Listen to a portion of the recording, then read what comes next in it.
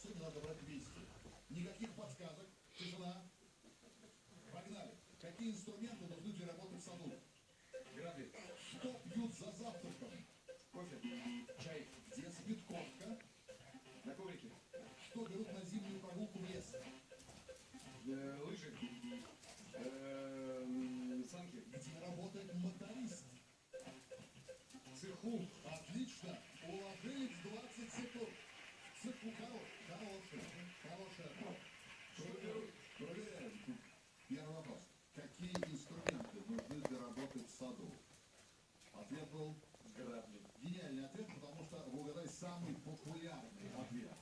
А с вами согласилась 27 секунд. Я объясню разницу. Еще раз, что ножницы, которые были приготовлены Вячеславом, всего 5 очков набрали, то что там 22 бонусных очка, 27 для граблей, это, собственно, и есть и самые 27 очков. Второй вопрос.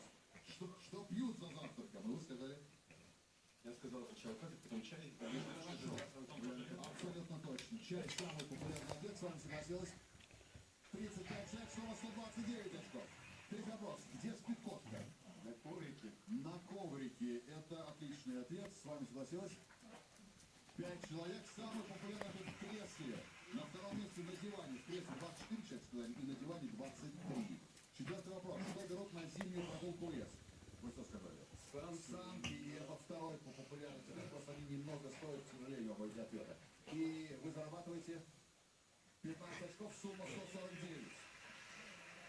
Моторист, конечно, это подстава страшная, потому что 22 человека сказали, что моторист работает в трюме. И это, кажется, неплохо. 22 человека так сказали. Вы сказали в цеху, самый популярный ответ на заводе. Наколдуй, давай, наколдуй нам. На заводе. В цеху стоит всех ответил так же. 0 такого варианта не было. Тем не менее, отличная была игра. Максим,